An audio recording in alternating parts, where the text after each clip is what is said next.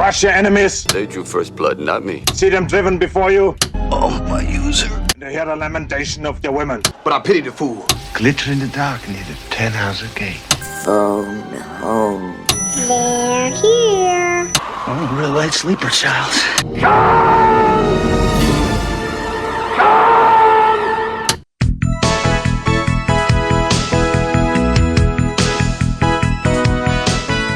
Welcome to Vintage Video, where we're rewatching the 80s so you don't have to. We'll be reviewing every major film release of the 1980s in chronological order, overanalyzing what you've seen and spoiling what you haven't. I'm Patrick O'Reilly. I'm Jesse Bayless. And I'm Richard Wells. And today we're discussing Soup for One, released April 30th, 1982. It was written and directed by Jonathan Kaufer and released by Warner Brothers.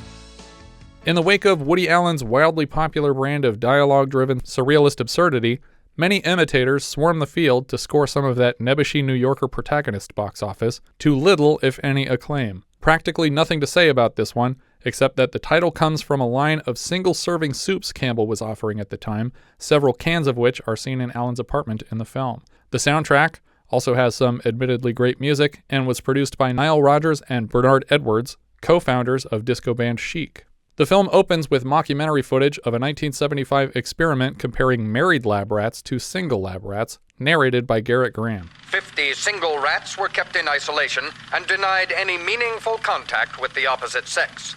They also were regularly fed a daily dose of the artificial sweetener, saccharin.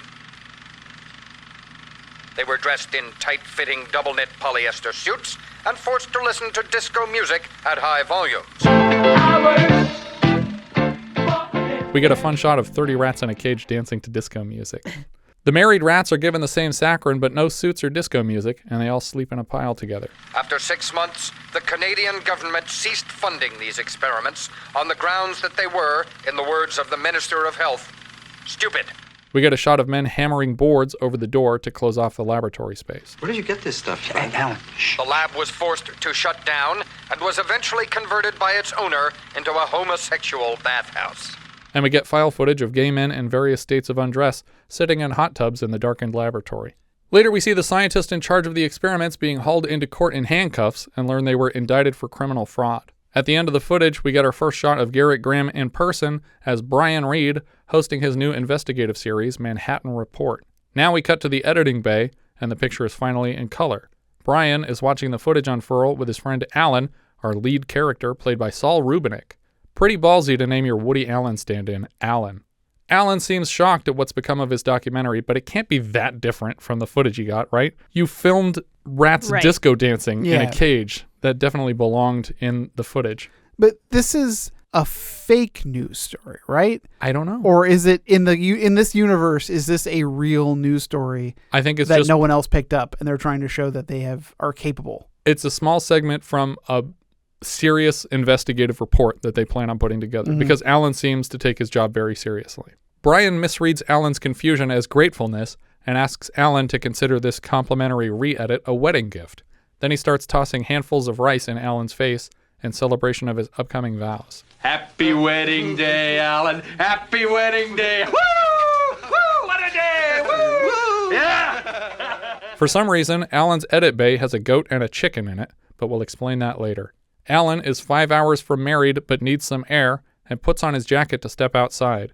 Impossibly, before putting it on, he didn't notice a sign strapped to the back that reads "Almost Married" with cans on strings.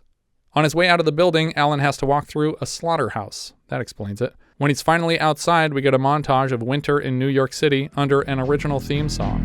2, 4, 1. When you're on the run, when you're by yourself, minus someone else.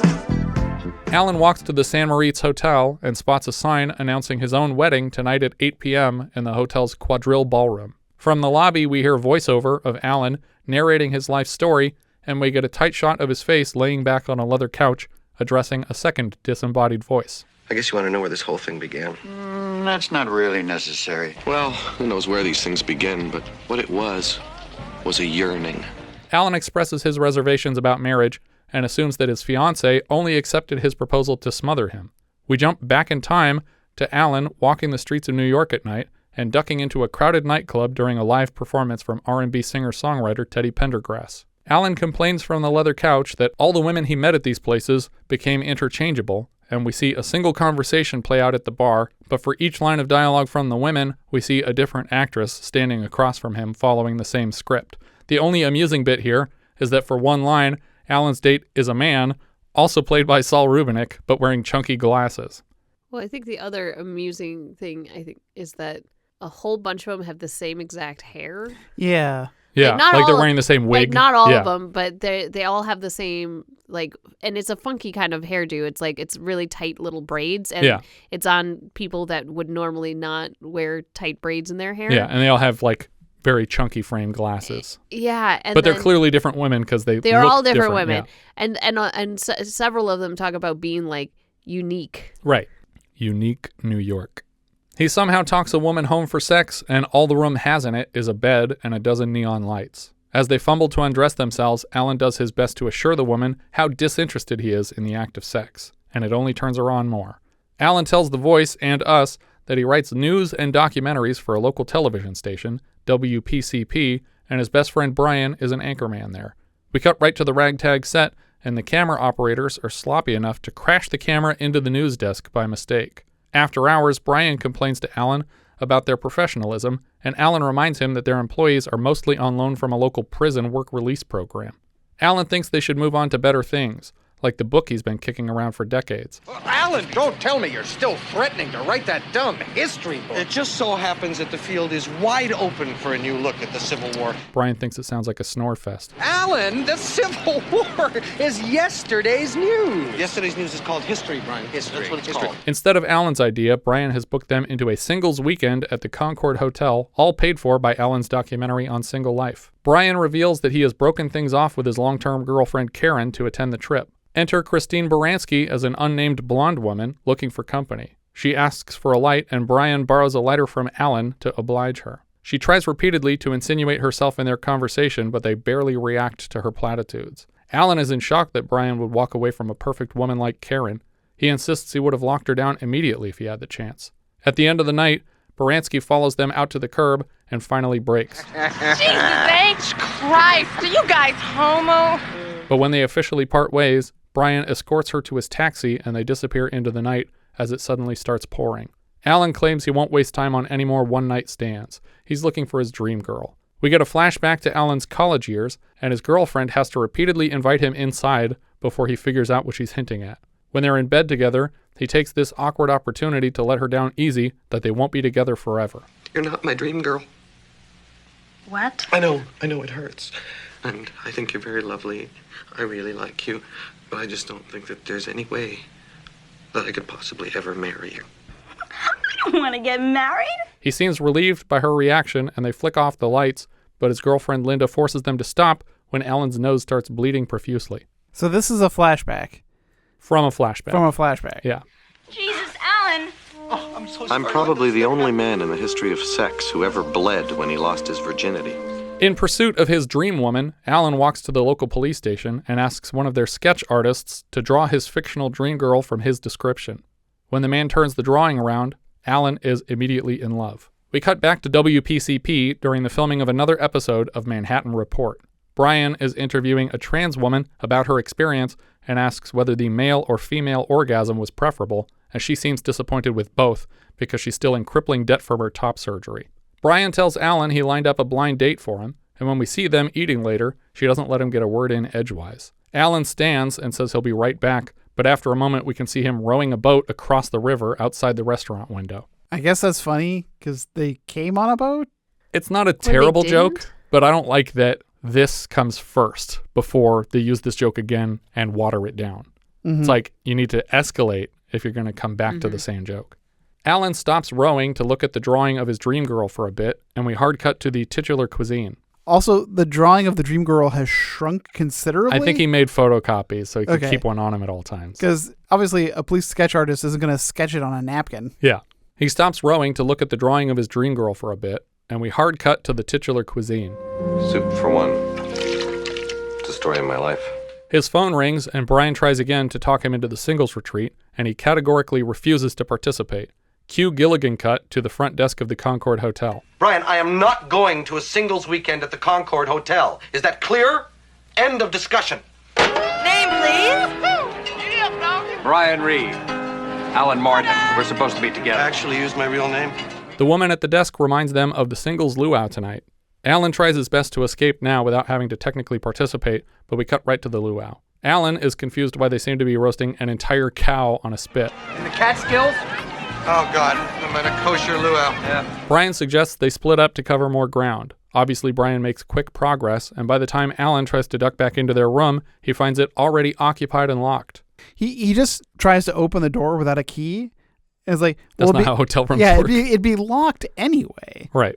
I also think it'd be weird just in general to sell double rooms to a singles weekend. Yeah, that is because weird. if the expectation is that people hooking up, not only are you locked out of your room, someone else is probably having similar issues, which is what we are about to see in the hallway. Yep. And I guess that's kind of like the joke is that everybody is out in the hallway. Because the whole hallway has a person sitting down in front of the door. Yeah. But in theory, that should mean that there's some empty rooms somewhere, right? Well, isn't there an empty bed in each of these rooms? Because they have 2 beds in each room. Okay. Yeah. We see Andrea Martin as Esther, another of the weekend hotel guests, also locked out of her room by an occupied roommate.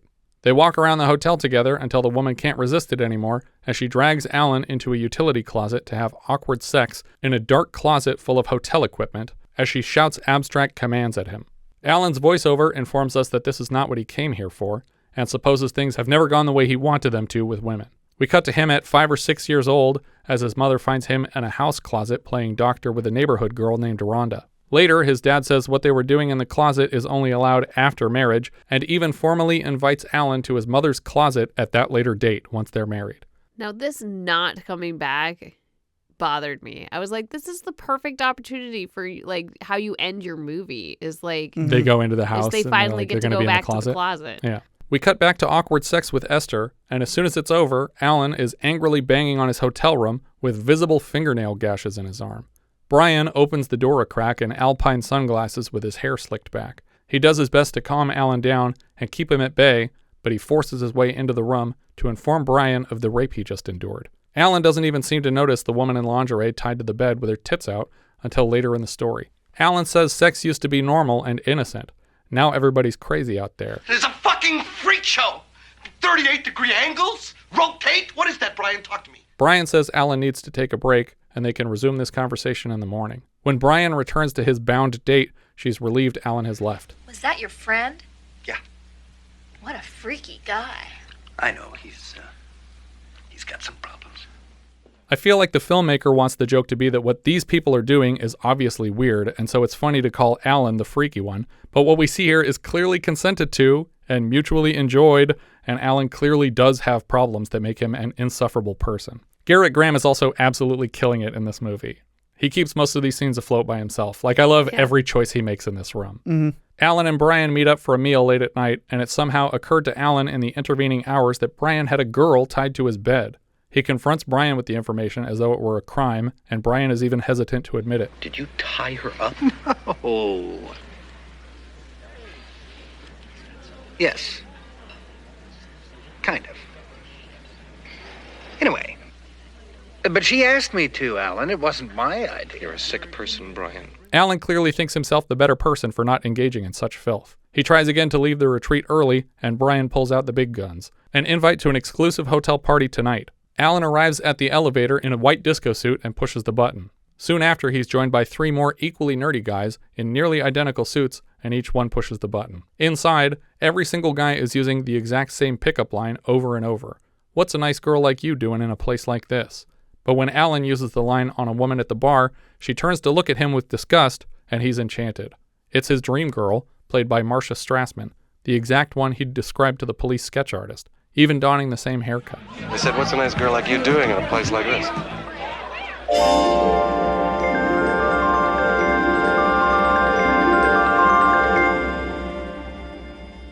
Fuck off. He's been looking for a real woman in this sea of fake ones, and he accidentally used the super fake pickup line on his dream girl. He chases her out of the lobby and into her cab before it pulls away. He hands her his drawing, and she's confused where he got it. She explains she's not looking for a man and came up for a friend's wedding. The taxi pulls up to a small airport and the woman boards a plane to fly up and out of his life forever. Unfortunately for her, between the taxi and the plane, she drops her diaphragm on the tarmac. Do you guys recall the last time we saw a woman try to escape a man and accidentally leave behind her diaphragm case?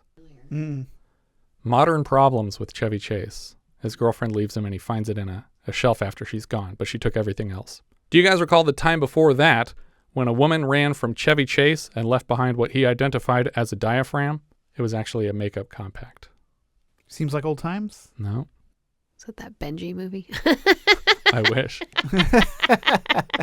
Just dog running around with a diaphragm in its mouth. Yeah. What's the name of that one? The dog one. Oh, Heavenly Dog? Yeah, that's it. You dropped your diaphragm. It's a Caddyshack?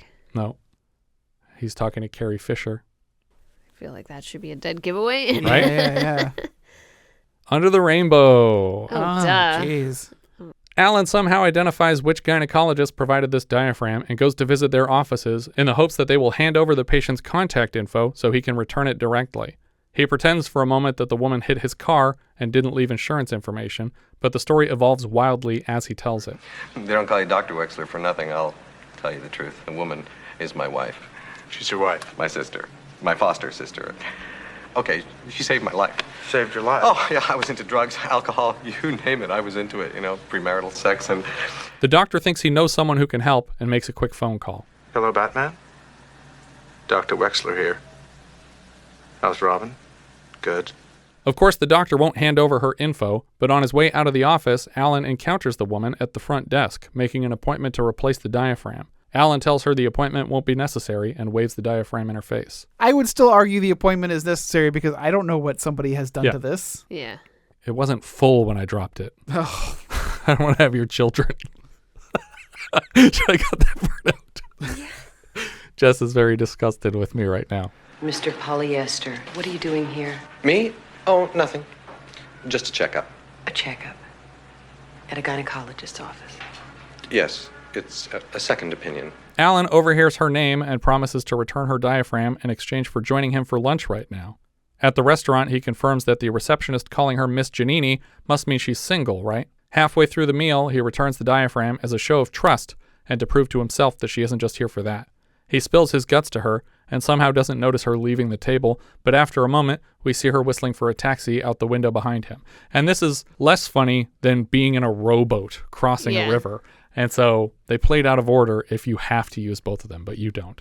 At least now he has her name. In another Manhattan report, we learn from Brian's narration that single people are disproportionately affected by many physical and mental disorders. Backing out of the footage, we see Allan is in his office, screening the cut for Chief Runningbrook, an elderly Native American man in a full feathered headdress. He chats with Brian on the phone and jots down an address to meet up with him.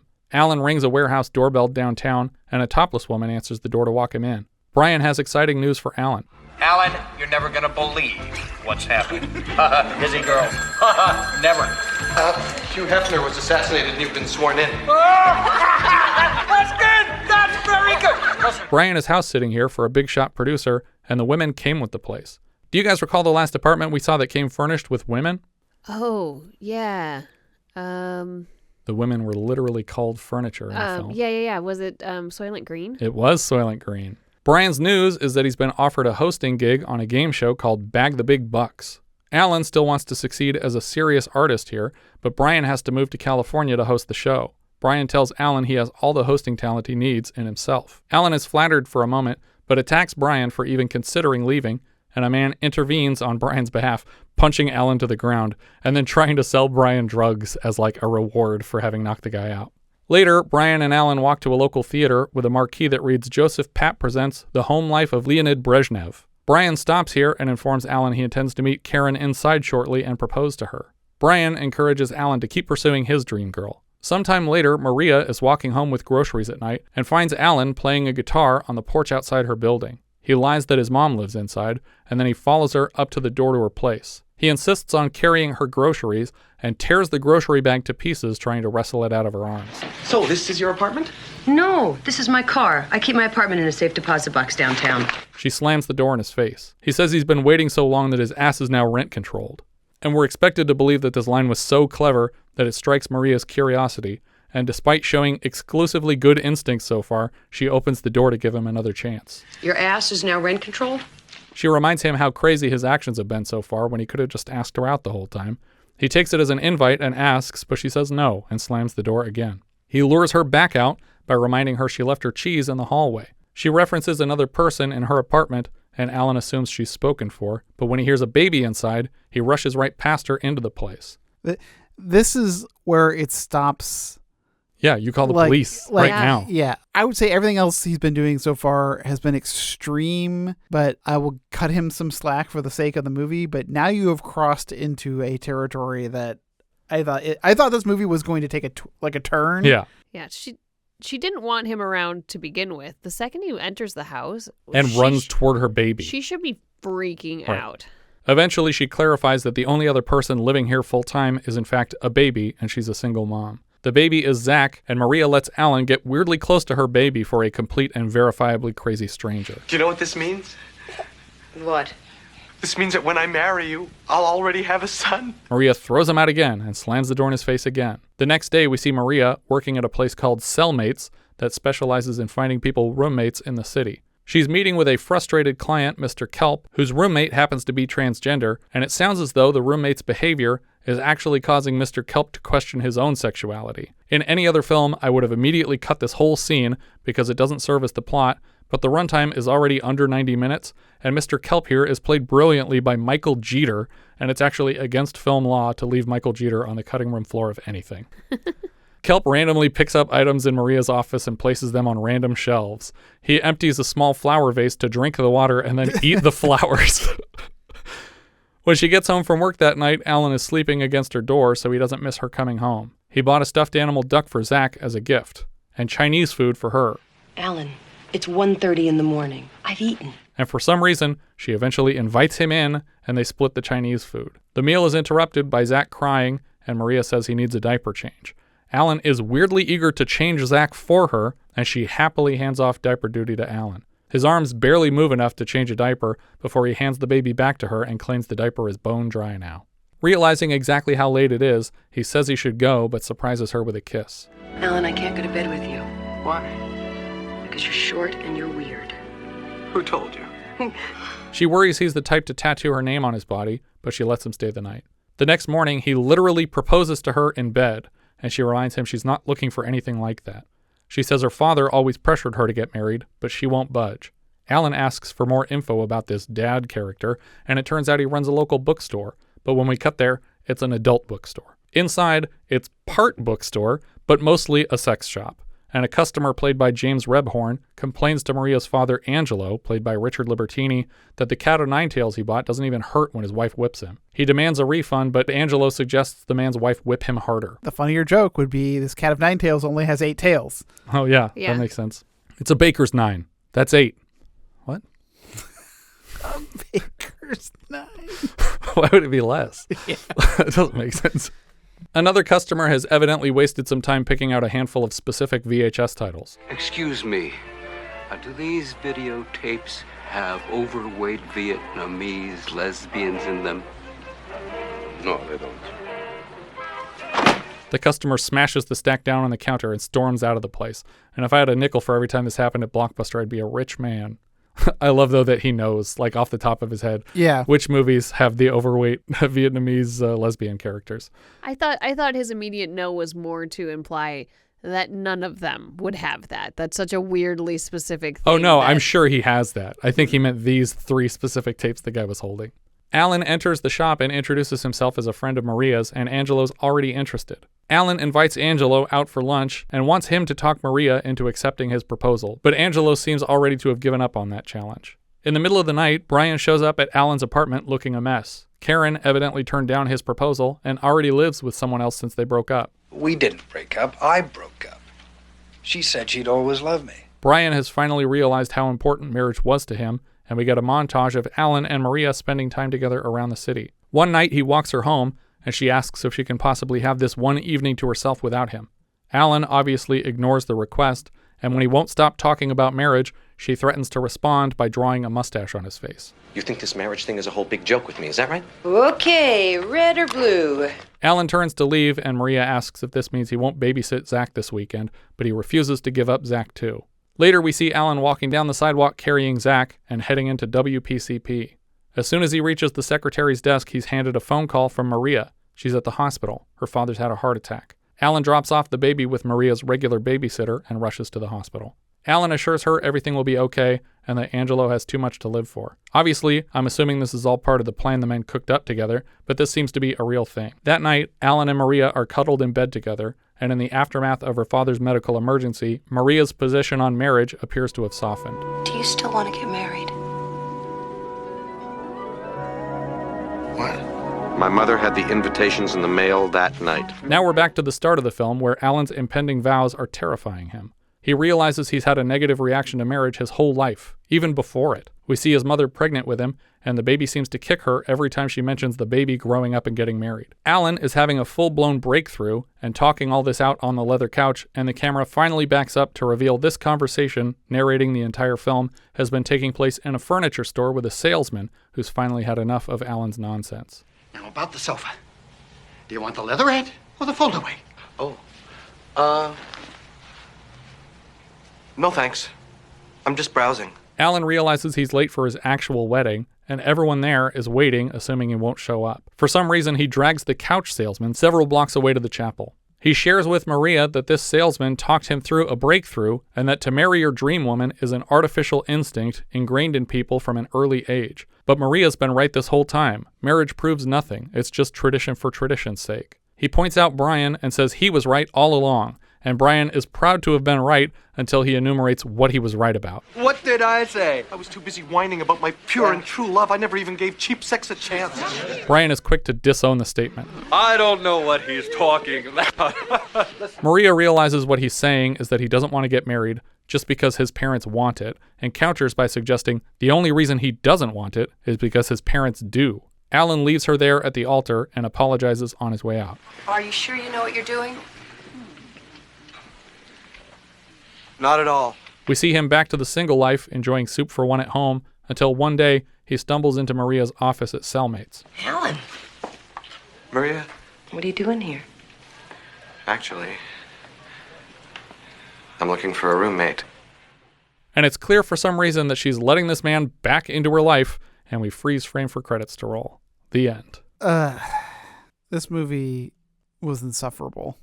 I feel like some of it is trying to be modern romance a little bit. I mean, obviously most of it is a Woody Allen thing, but I think a lot of it is trying to be modern romance where it's like, this guy is very pushy and he's forcing this woman into this thing, and for some reason she's going along with it. But for some reason she has a split personality where sometimes she is 100% on the right side and it's like, no, we're not going to do this anymore. And then the other time she's like, you come on in and grab my baby, stranger that I found off the street. To be fair, I also didn't like modern romance, but yeah, but you guys are, I mean, you're allowed to be wrong about one movie. That's fair. But I'm coming around on modern romance now, right? after having seen this. The worst movies I show you, I'm just shoving a bunch of shit under it on your Letterboxd list. But yeah, this was a slog. It's hard to get through. I like Saul Rubinek, but yeah, I love him. I don't think he's the person to be leading this story. I feel like Gerrit Graham overpowers him in every scene they have together. And I'd much rather be seeing what he's doing on the sidelines. And I also feel like I don't get the message of the film. That it's like, marriage is stupid and don't bother with it, but also get married to someone. And my father, he finally got better and he's really happy and he's so glad that we're going to get married. So let's not do it because fuck that old guy. It doesn't make it, like, what he's saying doesn't make any sense. Because like, I've always had a negative reaction to marriage. Proceed to the entire film show us only that's what he wants. Mm-hmm. Right. And then he like turns it around and is like, no, it's about my parents. It's about doing what they want or not doing what they want. I was like, that's completely different than it's how like you literally feel about one marriage. time in the whole movie that someone told you that you should get married, and they just meant before you start molesting the neighbor's children. See, in a movie like this, especially in a movie that's supposed to be about, like, I don't want to say generational trauma, but where he's doing it because the crux of this movie, tradition. it's like, his parents have been pushing him to get into marriage. we never see his parents except for the flashback. Yeah, and the only flashback isn't him saying you need to get married right away or it's very important that you get married. It's just saying before you have sex with someone in a closet, you should probably have some kind of a marriage contract with that person. Yeah, we needed, if the parents are going to be the source of this, then we need to have more time with them or any time. And aside from the flashback, I assumed they were dead. Yeah. I mean, because, we're only seeing them in a flashback. They must not be alive anymore. And you've spent the entire film lamenting the disgusting state of single life where everyone's the same. No one cares about anything. No one wants any real relationships. And now you're like, but real relationships, like, also, like, why does everybody want these things? It's like saying, oh, why does everybody like cheeseburgers? I'm going to hate them now. And it's like, no, people like them because they're fucking good, you idiot. I wish they had come to a conclusion that the institution of marriage isn't like necessary. Right. Like, that part is irrelevant. Right. It's just like, oh, it's about the love we have and yeah. the commitment, and you're dedicated to me and my son or whatever. So like, I want to share my life with you, but a piece of paper isn't the thing that's going to do that. It's, right. But also, if that piece of paper matters a lot to the people in this room, and we don't hate the people in this room, how hard is it to just go over there and sign that piece of paper? Yeah. Like you invited your family out here for a ceremony, and now you're going to just turn around and walk away?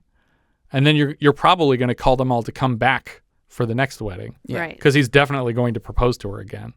So just, there's not a clear message. And I think it's just a very loose framework for, we came up with a couple jokes about being married. We came up with a couple jokes about being single. And we tried to force it together into a semblance of a movie. And it's really not one. It was pretty infuriating. And the timeline is confusing. Because the first time I watched it, I didn't realize we were jumping back to like 3 months ago. So I didn't realize that this was the same wedding that he was scared of at the beginning of the movie. I thought that was like an ex-girlfriend, and this is something he does every time he gets to the fiance stage. Yeah. And you know how I feel about flashbacks inside of flashbacks. Right. Yeah. I get in this sense, I get it that the whole movie is essentially right as a story device. That the whole it's movie like a Family Guy situation where, oh no, that's how we write comedy. We're just like, we wrote a short sketch about his first time and he bled. And it's like, right, is that funny by itself? Not really. No. We could have pulled that whole thing out. Not necessary, really. But then the movie would have been too short.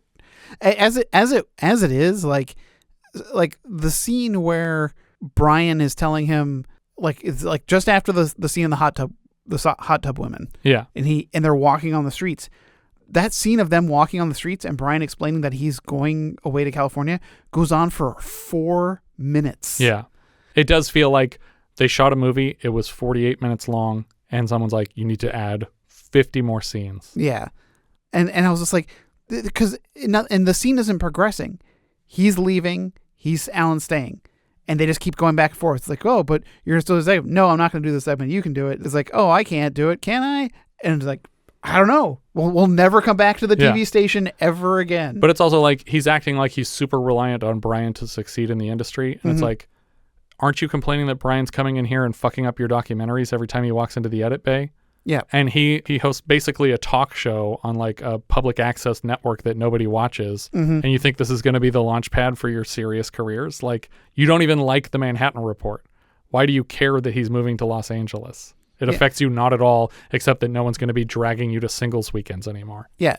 After Brian announces that he's quitting the show, Allan is essentially without a job. Right. As far as we know, he has no job. Right. But is he even getting paid for what he was doing? Nobody watches the channel. Yeah. And, the whole concept of like, oh, he's going to write this book. Does that come back up? No, it doesn't come back up either. No, we just mentioned it twice and then we dropped it. We don't even see any signs that he is interested in the Civil War. Do we even see his apartment? We do see his apartment because he's cooking soup in it. But there's not even like a fucking bullet on the wall or something. Yeah, in the frame. like he's got like nothing Civil War, no Civil War, like items or books or something like that. I don't know. Yeah. So thumbs down. Thumbs down, yeah. Thumbs down. Yeah, don't bother with this one. It's really aimless.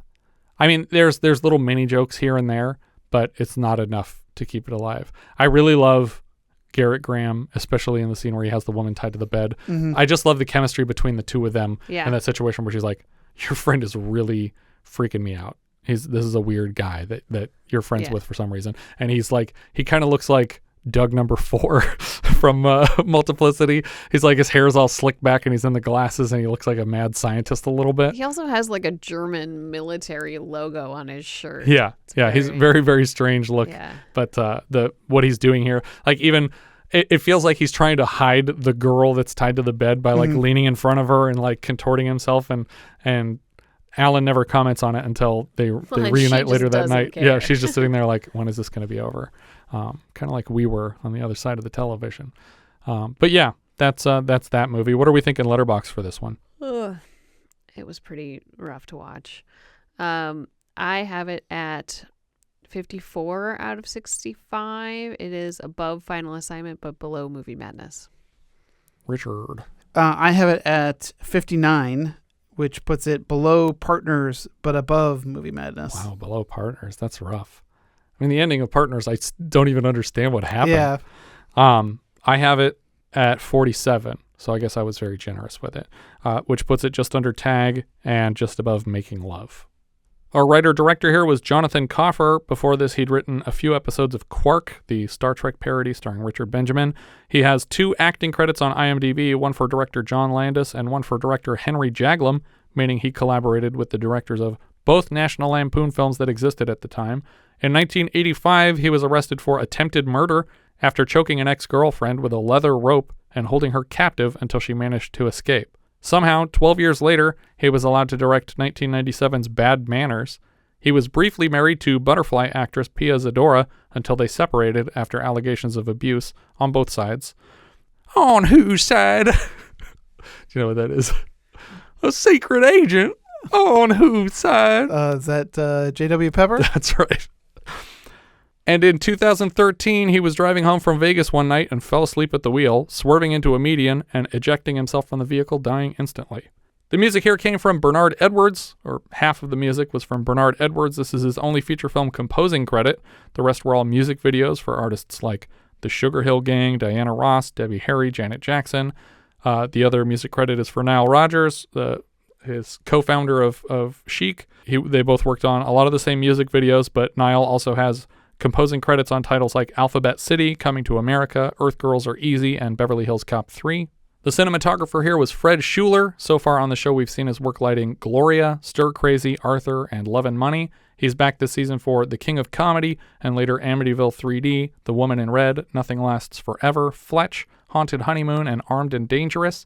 The editor was David Rollins. He previously cut Puff and Stuff, The China Syndrome, and so far on the show, Saturday Night Fever and Urban Cowboy. Later he cuts Firestarter, Back to School, Baby's Day Out, The Pest, and Mr. Magoo, which is basically just Baby's Day Out. Yeah, too. exactly.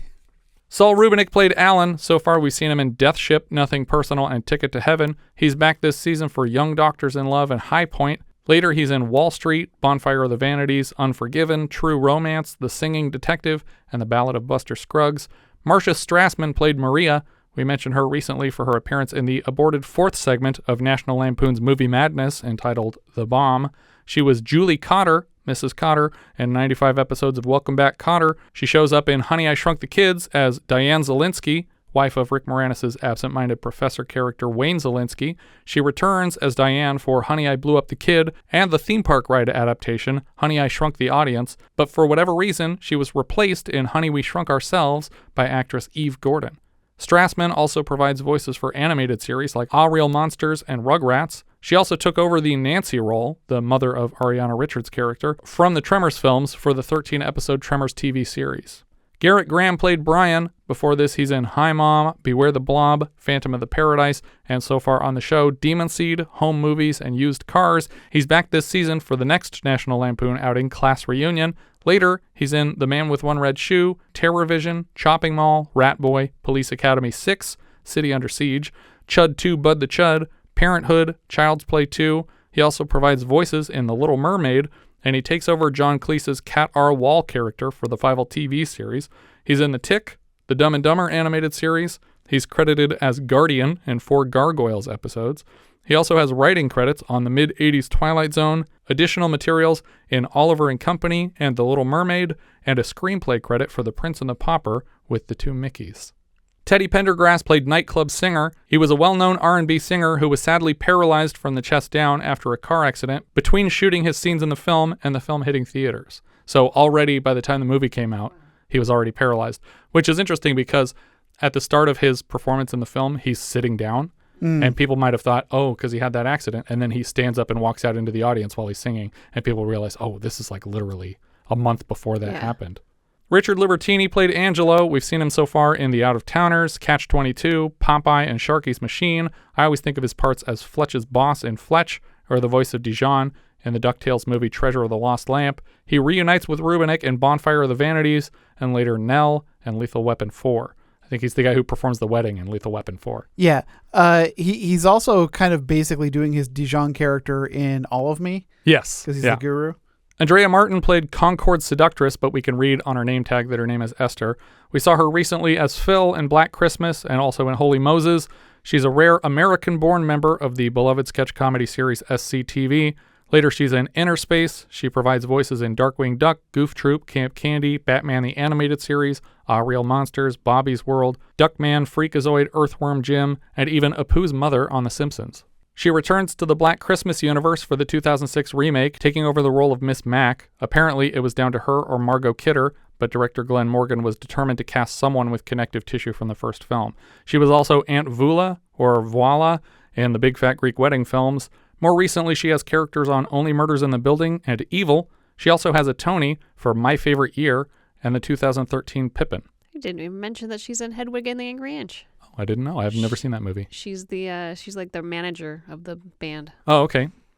Mordecai Lawner played Furniture Salesman. He's Alvy's dad in Annie Hall, and later he's in Raw Deal and Ghostbusters 2.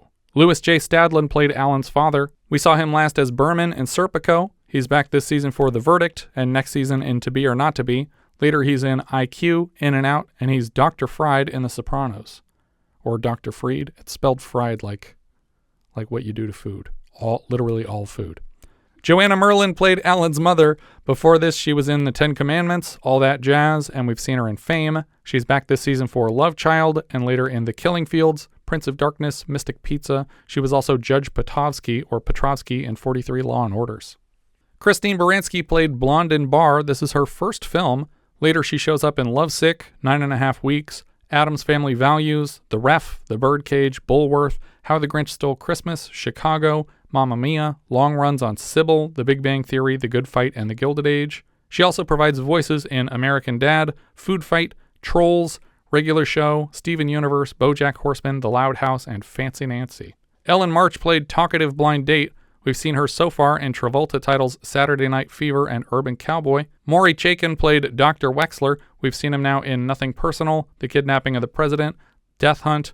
He's back next season in Curtains, War Games, and Of Unknown Origin. And later, Meatballs 3, Iron Eagle 2, Twins, Millennium, Dances with Wolves, My Cousin Vinny, Hero, A Life Less Ordinary, The Mask of Zorro, and Mouse Hunt, among many others.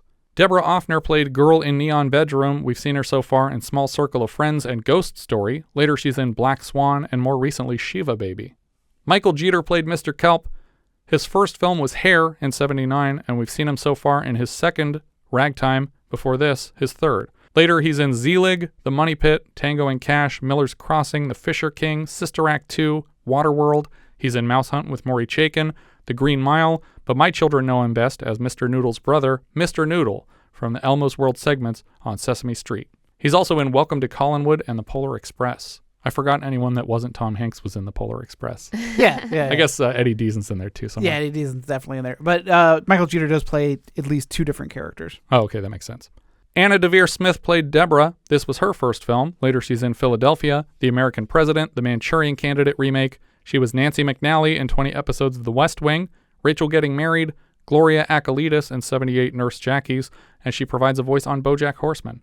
Laura Dean played Linda. We saw her last for her feature film debut in Fame, and she's back soon for Cannibals in the Streets. And later, she provides voices in Thunderbirds 2086 and My Little Pony, the movie, Where in the World is Carmen Sandiego, and she was Rachel's coworker Sophie in several episodes of Friends. Marley Friedman and Andrew Friedman played Zach. No other credits, they're probably the twins playing the baby. Jessica James played Miss Farr. She was a go-go dancer in the original Ocean's 11 and so far on the show and So Fine. She's back this season for Diner and I, the Jury. Later, she's in Spring Break and episodes of Alf, Major Dad, and Murphy Brown. Kate Lynch played WPCP receptionist. She was Roxanne in Meatballs, and so far on the show, small parts in Nothing Personal and Improper Channels. Next season, she's in Curtains and Skullduggery. Susie Roche played girl number 1. Later, she voices Susie on Tiny Toon Adventures, and she's a meter maid on The Adventures of Pete and Pete. Claudia Crone, or Cron, played girl number 2. She was Joy in Stir Crazy, our first season. She's back this season as Jane Chisholm in Diner. Hilary Shepard played girl number 4. This is her first film. She's back this season for Summer Lovers, and later small parts in Troop Beverly Hills, Scanner Cop, Theodore Rex, Addams Family Reunion, and The 40-Year-Old Virgin. Marissa Smith played Concord dental assistant. We saw her last in her first film role as Carol in Return of the Secaucus 7. Jamie Torelli played WPCP announcer. Before this, he's in Marathon Man, and for the show, Fort Apache the Bronx. He's back later this season for Author, and later, The Brother from Another Planet, Sudden Death, Big, Carlito's Way, and more recently in St. Vincent. James Rebhorn played Lawyer, the one angry about a refund for The Cat of Nine Tails. We saw him last in He Knows You're Alone, and later he's in Regarding Henry, My Cousin Vinny, Basic Instinct, Scent of a Woman, Carlito's Way, Blank Check. He was Mr. McFlimp on Pete and Pete. He's in Independence Day, The Game, Talented Mr. Ripley, and he was in the Coma miniseries in 2012. Ron Faber played Man with Videotapes. He's one of several who provided demon voices in The Exorcist. Later he's in The Private Files of J. Edgar Hoover and Navy SEALs. Ooh, Navy SEALs. Rick Lieberman played sketch artist. We saw him last as Rick in So Fine, and later he's Walker in RoboCop. Bo Rucker played Man in Washington Square Park. He's back this season in Vigilante. Michael Perlman played young Allan. He's Paul Simon's son in One Trick Pony, and later he's Jason Pembroke in 23 episodes of Charles in Charge. Lauren Sotner played young Rhonda. That's the girl in the closet. She's one of the students in Kate Capshaw's class in A Little Sex earlier this year. Karen McClarty played receptionist. We saw her last in Coast to Coast. She has many stunt credits in films like The Blues Brothers, The Boogans, Pandemonium, Blade Runner, Beverly Hills Cop, Invaders from Mars, and Over the Top. As her name would suggest, she is the wife of stunt coordinator Gary McClarty, whose insane life story we discussed at the end of our Cannery Row review earlier this season. Maggie Wheeler played Nurse. This is her first film. She voiced Steelheart in 65 episodes of Silverhawks, but she's definitely best known as Janice, the annoying-voiced girlfriend of Chandler Bing in 19 episodes of Friends. She also had a recurring role in Californication. She voiced a character in the 2014 Teenage Mutant Ninja Turtles, and a few characters in the epic tales of Captain Underpants for Netflix. She's Trudy Pickering in the 2019 Addams Family, Trinette Magoon in 12 episodes of Archer, and she recently showed up voicing a nurse in DreamWorks' Dogman film. So we've covered 3 different Addams Family folks today. Yeah. Mitchell Jason played Judge. He was Cousin Ralph in The Heartbreak Kid and Arthur Zangwell in Network. This was his last feature film. Kim Chan played Harold the Cook. He's back this season as Jono in The King of Comedy, and later Moscow on the Hudson, The Pope of Greenwich Village, The Cotton Club, Desperately Seeking Susan, 9.5 Weeks, Jumpin' Jack Flash, The Fifth Element, but as soon as I saw his IMDb picture, my mind immediately jumped to the character of Uncle Benny in Lethal Weapon 4. Time for forefathers. That's because also Richard Libertini. Right, yeah, because he's the rabbi in the hospital that performs the hallway wedding ceremony. Linda Ray played Sally in Pool. This is her second and last film after They All Laughed. Mostly script continuity credits on films like Tim, The Road Warrior, The Quest, A Cry in the Dark, and Babe Pig in the City, obviously all shot out in Australia. Lisa Parker played a girl in Pool. We saw her last as a So Fine girl in So Fine. Merwin Goldsmith played Mr. Blum. He was Maxie in Hercules in New York, and Dave in So Fine So Far on the show. Later, he's in Cadillac Man, It Could Happen to You, Quiz Show, Rounders, and The Hurricane. Victor Truro played Man at Cellmates. Before this, he's in Woody Allen titles Manhattan and Stardust Memories. Later, 9.5 Weeks, Allen's Husbands and Wives, The Paper, and he was a priest in one episode of Orange is the New Black. Jennifer Delora played Girl at Bar. She's Angel in Frank Henenlotter's Frankenhooker, and another hooker in Suburban Commando. Rudy Jones played television floor director. This is his first film. He's back this season for Author in Amityville 2: The Possession. Later, he's in Exterminator 2 and Hairspray. And finally, Lacey Darrell Phillips played a dancer. She plays more dancers in A Chorus Line, Hot Shots, Death Becomes Her, and Sister Act 2, Back in the Habit. I think that's everything for Soup for One. If you have any thoughts you'd like to share, you can find all our socials at linktree/vintagevideopod. And if you really like the show, maybe you should join our Patreon campaign at patreon.com/vintagevideopodcast for access to all our monthly 70s reviews and a hand in choosing next month's film. Patrons are currently choosing between Capone, Death Race 2000, Dolomite, The Passenger, The Reincarnation of Peter Proud, Rooster Cogburn, Super Vixens, Switchblade Sisters, or 10 Little Indians for a 50th anniversary review next month. Thank you so much for listening, and I hope you'll join us next time when we'll be discussing The Sword and the Sorcerer, which IMDb describes like so. A mercenary with a 3-bladed sword rediscovers his royal heritage's dangerous future when he's recruited to help a princess foil the designs of a brutal tyrant and a powerful sorcerer in conquering a land. We leave you now with the trailer for Sword and the Sorcerer. Listen now of a time long past, when sorcery thrived and wild adventure was forever in the offing.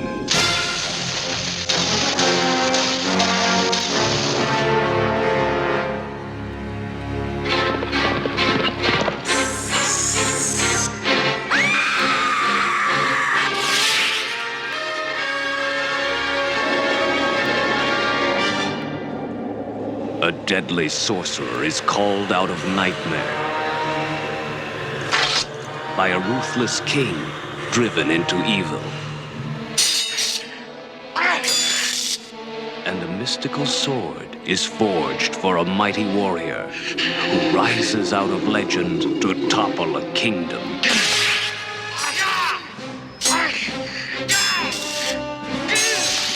The Sword and the Sorcerer.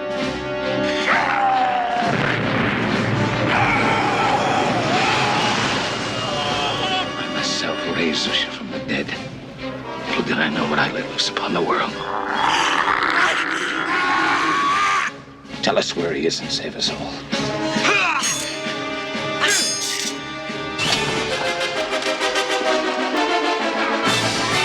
You want me to snatch your brother from the king's dungeons for one night with you?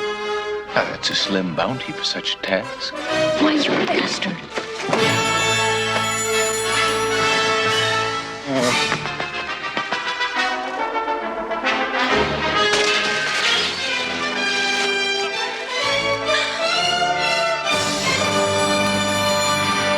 3 hours' time. One man will control the entire civilized world. Cromwell's power, Cromwell's pride, and Cromwell's flesh! Tell them why! A titanic struggle between good and evil that determines the fate of an entire dynasty.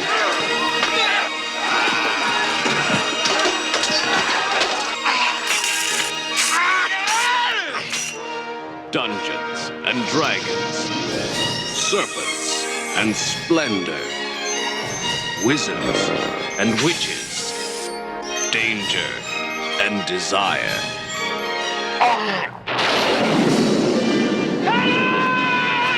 And the mightiest of all heroes, in the greatest of all adventures, The Sword and the Sorcerer.